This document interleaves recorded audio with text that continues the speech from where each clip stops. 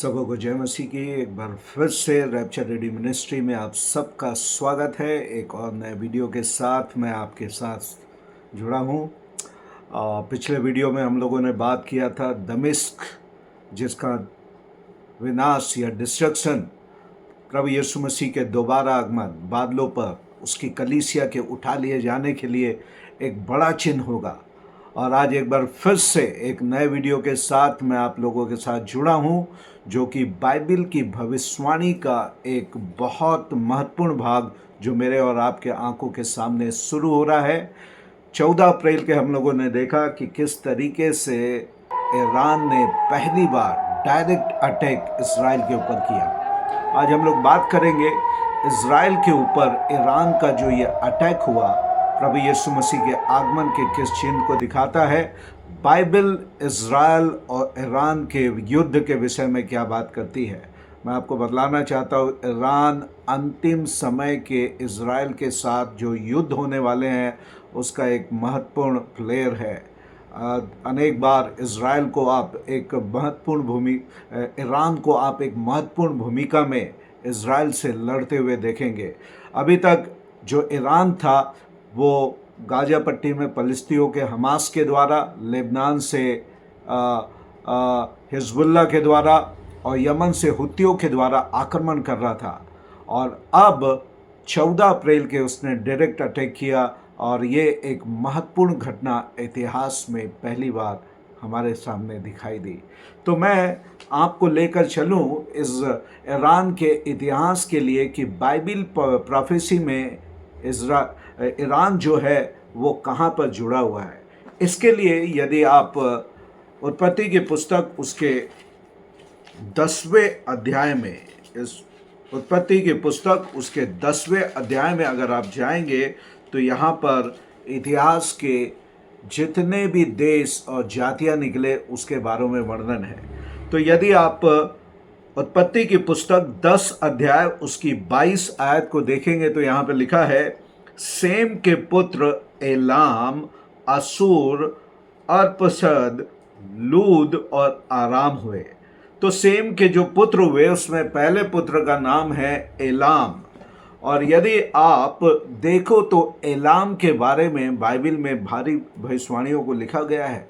Alamy लोग इस समय पे जहाँ पे ईरान है वहीं पे एलामी लोग बसा करते थे। बाइबल में एलामी लोगों का बड़ा वर्णन है और इसके लिए आज हम भविष्यवाणी को यिर्मयाह नबी की पुस्तक उसके 49 चैप्टर में आज हम देखने के लिए जा रहे हैं।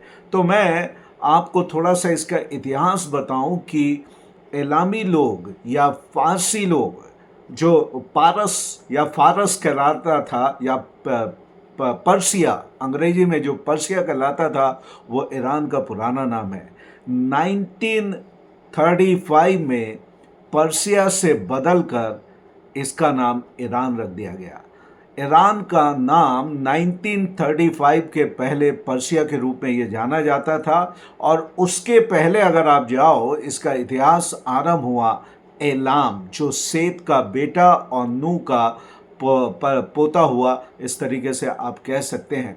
और इसके बाद एस्तर नबी की पुस्तक में नहमिया के समय में एलामी लोगों के बारे में आप पढ़ेंगे कि वहाँ का जो राजा था, जहाँ पे आज ईरान है, उस जगह की बात वहाँ पे की जाती है। तो फाइनली मैं थोड़ी सी बातें आपको इस ईरान के बारे में बताऊं कि ईरान में जो है क्रिश्चियनिटी सबसे ज़्यादा तेज़ी से मिडिल ईस्ट में जिस देश में बढ़ रही है वह ईरान। करीब करीब 19% पर ईयर के हिसाब से मसीहत ईरान में बढ़ रहा है। उसके बाद यदि आप यहाँ पे देखें तो यहाँ पर जो इज़राइल और ईरान के बारे में बात की जा रही है, यहाँ पर हम देखते हैं कि इज़राइल और ईरान के युद्ध में आप देख सकते हैं कि दो भागों में चीज़ें और बढ़ गई है। लोग इज़राइल को क्रिश्चियनिटी से जोड़ते हैं, ईरान को मुस्लिम से जोड़ते हैं और इस तरीके से आज हम देखते हैं कि ना केवल इज़राइल और ईरान का युद्ध चल रहा है, सेम टाइम में मसीहों को भी इज़राइल के साथ जोड़कर मुस्लिम वर्सेस क्रिश्चियनिटी के इस बात को भी आज मैं और आप देख रहे हैं। पर आज जो मैं आपको बात बतलाने वाला हूँ वो रैप्चर के लिए एक महत्वपूर्ण चिन्ह होने वाला है। पहला चिन्ह मैंने बताया, जिस दिन एक ही दिन में सांझ के समय अटैक होगा और मॉर्निंग में दमिश्क का शहर पूरा का पूरा खंडर हो जाएगा, ये आपको पहला चिन्ह मिलेगा। मैंने पिछले वीडियो में बताया कि कैसे पहले लेबनान हिजबुल्लाह के ऊपर इजराइल का आक्रमण तेज होगा, गाजा पट्टी का सफाया होगा जो राफा में इस समय चल रहा है। बाइबल की जो भविष्यवाणियाँ मैं आपको प्रिडिक्ट करके बतला रहा हूँ वो आपके आंखों के सामने पूरी हो रही है। और तीसरा नंबर जो है हमास के बाद हिजबुल्लाह के बाद आप पाएंगे दमिश्क। अब आने वाले Israel दिनों struck a में building in the El दमिश्क Mesa के area in ऊपर the कभी भी southwest आप of the इजराइल Syrian को capital आक्रमण Damascus, करता हुआ Syrian देखेंगे state और TV ये channel शहर Al पूरा का पूरा Akbariya खंडर हो reported. जाएगा। ये Earlier, कलीसिया Syrian के लिए state वार्निंग television होगी कि reported that वो Syrian air अपने defenses were नींद से repelling an जाग उठे attack in the और vicinity अपने of प्रभु यीशु Damascus, मसीह के and बादलों explosions में were आने heard. के लिए अपने आप को तैयार करें। उसी के साथ साथ आपको मिलेगा इजराइल का ईरान के ऊपर आक्रमण, जिसके बारे में बाइबल बतलाती है। यदि आपके पास बाइबल है तो मैं आपके लिए कुछ आयतों को पढ़ दूंगा।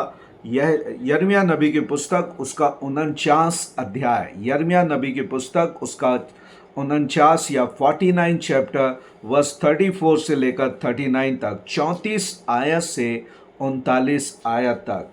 यहाँ पे हम क्या देखते हैं कि यहूदा के राजा सिदकिय्याह के राज्य के आरंभ में यहोवा का वचन यिर्मयाह भविष्यवक्ता के पास एलाम के विषय में पहुंचा। एलाम के विषय में करीब करीब हम देखते हैं कि 2700 साल पहले 2700 साल पहले यिर्मयाह ने ईरान के विषय में भविष्यवाणी की, ईरान के विषय में ये भविष्यवाणी की। और मैं आपको ये बतला रहा हूँ कि एलाम और ईरान का कनेक्शन है। और यदि आप देखें तो ये जो बसा हुआ है, एलाम जो बसा हुआ है, ये इसके वेस्टर्न पार्ट में, ईरान के वेस्टर्न भाग में या पश्चिमी भाग में पर्शियन गल्फ से लगा हुआ पार्ट एलाम कहलाता है। और एलाम को जो इलाका पुराने ज़माने में एलाम कहलाता था, आज जो ईरान के पास है, ये आप पूछेंगे कि ये हुआ कैसे। और इसके लिए आपको दानियल नबी की, थोड़ा यहाँ पे मैं रोक कर आपको फिर से इतिहास में लेके जाऊँगा कि दानियल नबी की पुस्तक में आपको दूसरे अध्याय में नबूकदनेस्सर ने एक स्वप्न देखा।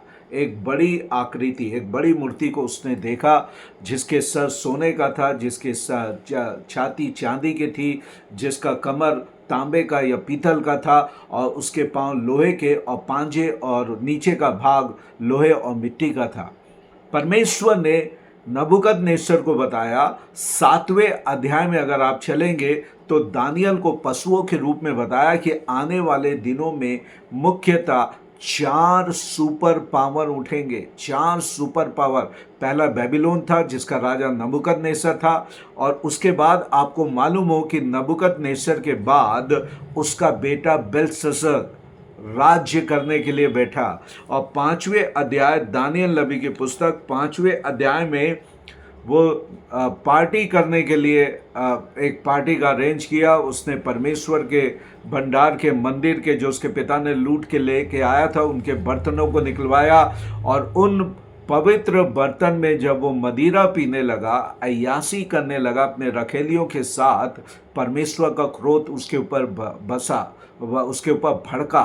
और उसके बाद उसको एक उंगली, एक हाथ हवा में प्रकट होते हुए दीवार पे कुछ लिखते हुए देखा, जिसका अनुवाद दानियल ने किया कि तू परमेश्वर के हाथ में राज्य करने के लिए हल्का पाया गया, इसलिए अब तेरा राज्य छीनकर दे दिया जाएगा। और दानियल नबी की पुस्तक उसके 5वें अध्याय के 28 आयत में लिखता है, डैनियल चैप्टर 5 वर्स 28 में लिखता है, परेश अर्थात तेरा राज्य बांट कर मादियों और फारसियों को दे दिया जाएगा। मैंने आपको बताया था कि फारसी बिकम ईरान इन 1935। जो फारस था 1935 में ईरान बन गया। 1935 से पहले ये पर्सिया या फारस के, हिंदी में फारस के रूप में जाना जाता था, और यहाँ से फारस का युग आरंभ हुआ। और जो एलामी जाति थी, जो यहाँ पे सटी हुई थी, जब ये पावर में आए तो एलामी लोग फारस के साथ या पर्सिया के साथ विलय हो गए, उनका राज्य विलय हो गया, वो इनके सबमिशन में, उसके अधीनता में आ गए। और थोड़े दिनों के बाद जो मादी इनके साथ जुड़े हुए थे वो भी हट गए और पूरे के पूरा राज्य जो था, शासन जो था, पर्सिया के हाथ में आ गया। और अब यहाँ पर यिर्मयाह नबी यहाँ पे भविष्यवाणी करके कह रहा है, क्योंकि यिर्मयाह दानियल से थोड़े समय पहले का है, उस समय फारस और मादी राज्य में नहीं आए थे, इसलिए वो इसको एलामी कहकर यहाँ पे पुकार रहा है। और एलाम के विषय में जो भविष्यवाणी वो दे रहा है, पर यहाँ पे कहा जा रहा है कि सेनाओं के यहोवा यो कहता है, मैं एलाम के धनुष को, जो उसके पराक्रम का मुख्य कारण है, तोड़ डालूंगा। परमेश्वर यहाँ पे बतला रहे हैं कि एलाम के धनुष को वो तोड़ने जा रहे हैं, जो उसके घमंड का कारण है। यदि आप न्यूज़ को देखते हैं तो जो मिसाइल को कैरी करने वाली जो मशीन होती है, उसको ईरान ने पहले ही बना लिया। मिसाइल को कैरी करने वाले भाग को उसने पहले ही बना लिया। अब उसके बाद ये न्यूक्लियर बम ये बना रहा है। आज न्यूक्लियर रिएक्टर इसके पास यूरेनियम भारी मात्रा में करीब करीब कंप्लीशन में है। न्यूक्लियर बम बनाने के अति करीब ईरान इस समय आ गया है। और इससे पहले कि ये बम बनाए, बम बनाते ही पहला धमाका ये करेगा इस्राइल के ऊपर। और आप अगर इनके कॉन्फ्लिक्ट को देखोगे कि किस तरीके से इनका युद्ध आरंभ हुआ, तो आप इस तरीके से पाएंगे कि पहले ये आपस में मित्र थे। अगर आप देखें कि 1947 में जब इज़राइल का जन्म हुआ, तो 1947 से 53 तक इज़राइल और ईरान में मिला जुला स्वभाव था। कभी दोस्त कभी दुश्मन, कभी दोस्त कभी दुश्मन, इस तरीके से थे। 53 से 79 तक, 1953 से 79 तक, 1979 तक इज़राइल और ईरान में अच्छी दोस्ती थी। 6 डे वार के बीच में भी, जब 67 में 6 डे वार हुआ, तो भी ईरान इज़राइल के साथ खड़ा हुआ दिखाई देता था। पर जब कट्टरपंथी लोग 1979 में रेवोल्यूशनरी गार्ड के रूप में आयतुल्ला खुमैनी जब एक कट्टरपंथी मुस्लिम के रूप में, शासक के रूप में उभरा, उसके बाद इज़राइल और ईरान के बीच में मतभेद होना आरंभ हुआ।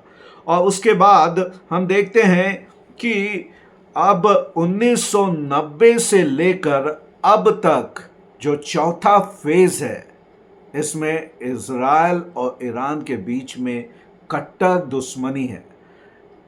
इज़राइल को ख़त्म करना, धरती के नक्शे से मिटा देना ईरान का सबसे पहला मकसद है। आज हम देखते हैं किसी भी रीति से वो इज़राइल को बर्दाश्त नहीं करता ईरान जो है। और तब मेरे और आपके आंखों के सामने एक भविष्यवाणी को पूरा होने के लिए यिर्मयाह यहाँ पे कह रहा है, जो निश्चित रीति से आने वाले कुछ महीनों या साल में आपको दिखाई देगा। और मैं कह रहा हूँ, एलाम अर्थात वेस्टर्न पार्ट में, जहाँ पर बुशहर न्यूक्लियर प्लांट है, जहाँ पे ज़्यादातर इनके गैस चैम्बर हैं, जहाँ पे इनके ऑयल है, पर्शियन गल्फ से इनके ऑयल सप्लाई होते हैं, वो वाला भाग जो 1/5 पार्ट है ईरान का, 1/5 1/5वां भाग है, वो है एलाम का भाग कहलाता है। 4.5 जो एरिया है वो पूरा का पूरा ईरान है, पर ये 1/5 भाग जो एलामी भाग है, जहाँ पे बहुत से नातान करके एक न्यूक्लियर प्लांट है, बुशहर करके न्यूक्लियर प्लांट, बहुत सारी मुख्य चीज़ें वहाँ पे रखी हुई है।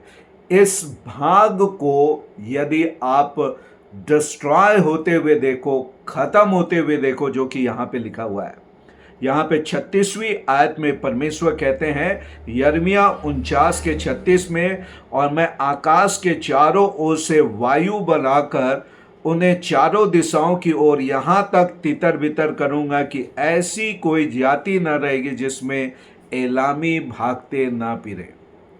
इस जगह के जो निवासी हैं, जब यहाँ पे बड़ा विस्फोट होगा तो यहाँ के जो निवासी हैं पूरे दुनिया में तितर बितर हो जाएंगे, यहाँ पे लिखा हुआ है।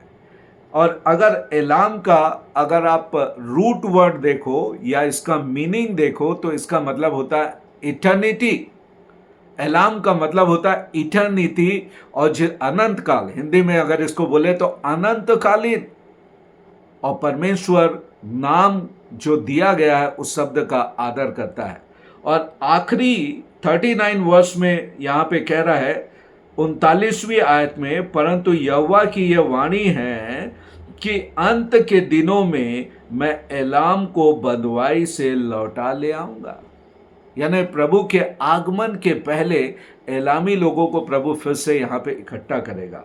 और आपके लिए एक होमवर्क है, यदि 35 आयत से लेकर 38 आयत तक अगर आप पढ़ें, 35 से 38 आयत तक करीब 6 बार परमेश्वर कहते हैं मैं एलाम को, जैसे 35 में हमने पढ़ा मैं एलाम के धनुष को तोड़ूंगा, 36वीं आयत में परमेश्वर कहते हैं मैं उसको आकाश में तितर बितर करूंगा, 37वीं आयत में कहते हैं मैं एलाम को उनके शत्रुओं और उनके प्राण के खोजियों के सामने विस्मित करूंगा।